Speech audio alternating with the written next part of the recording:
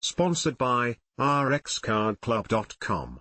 Get a free prescription drug card and save up to 85% on prescription drugs.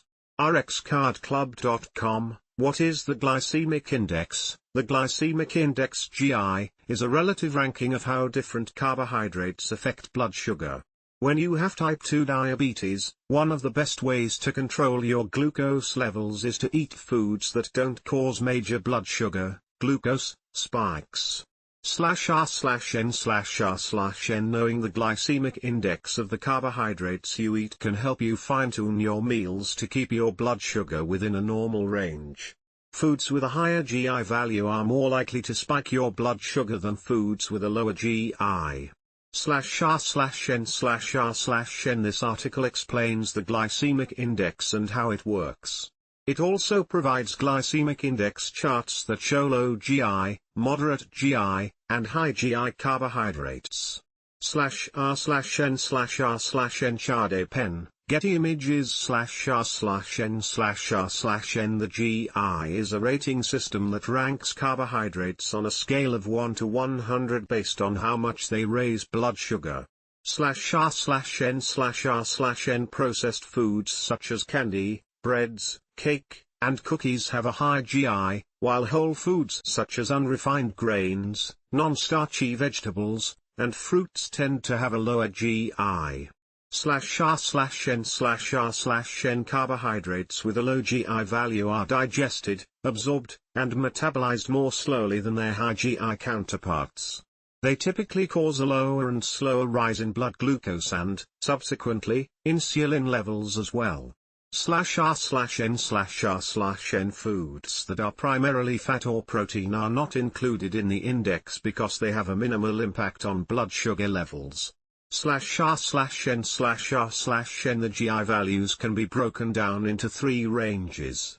Food with a low GI is a food that won't raise your blood sugar as much as a food with a medium or high GI. /r/n/r/n.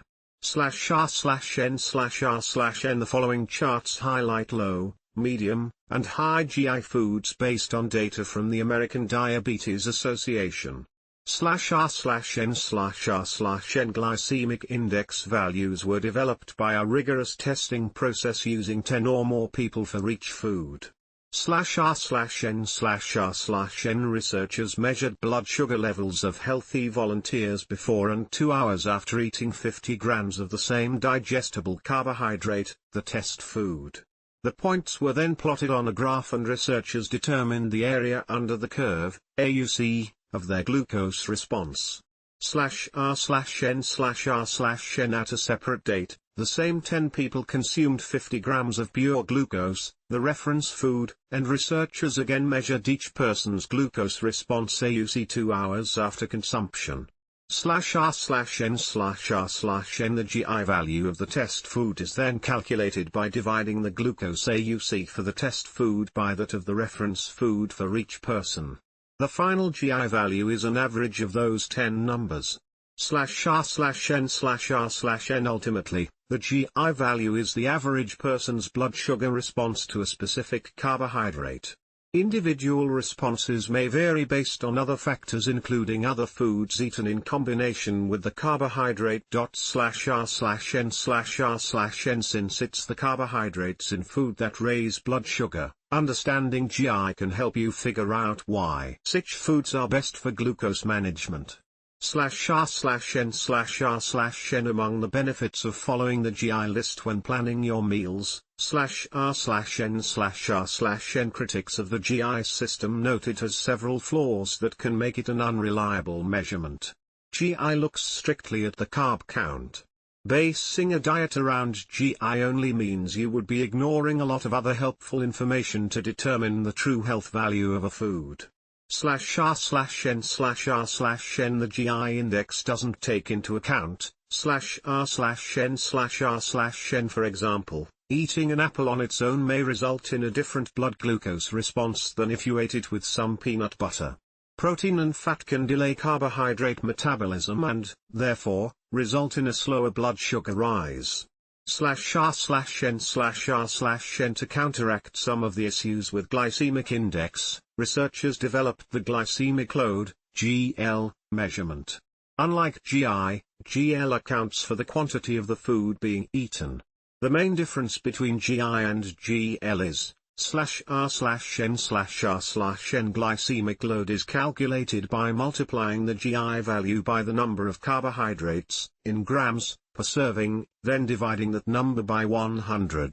/r/n/r/n for example, an apple has a GI of 40 and contains 15 grams of carbs.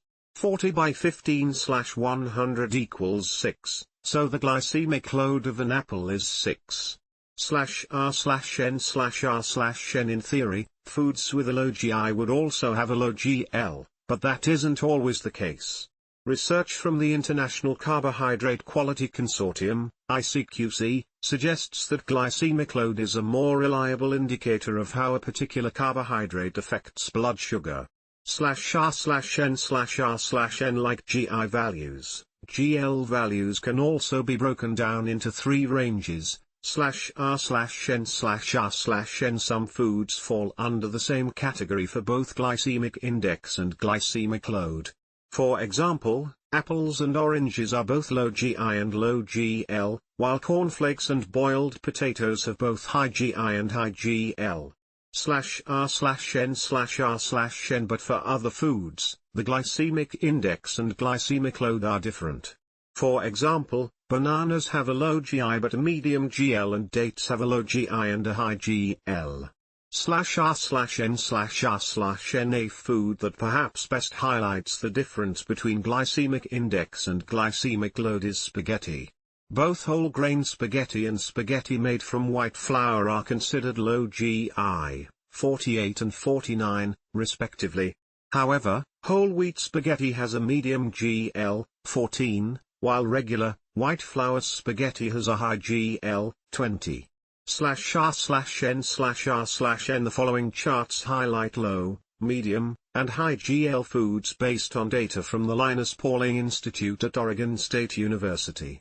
/r/n/r/n the American Diabetes Association states that carbohydrate amount, grams of carbohydrates, and available insulin may be the most important factors influencing blood sugar response after eating and should be considered when developing an eating plan.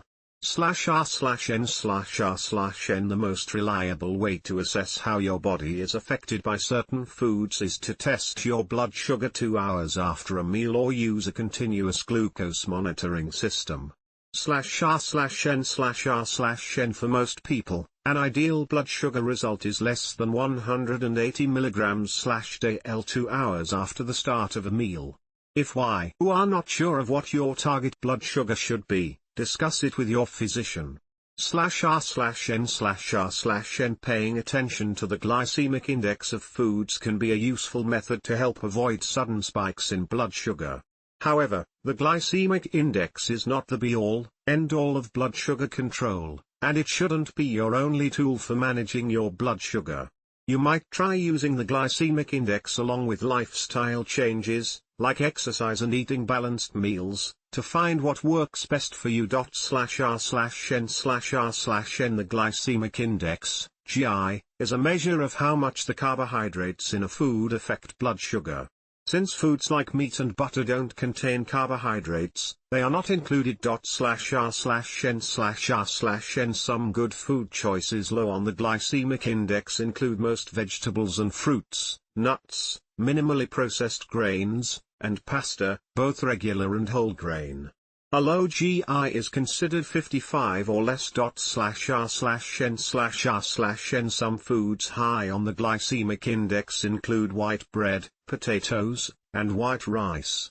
This is due to these foods containing a lot of starches, which are rapidly broken down by the body to cause a rise in blood glucose. For this reason, many processed foods or soft drinks are also high on the GI. /r/n/r/n/r/n/r/n Thank you. Form.email, for signing up. /r/n/r/n There was an error.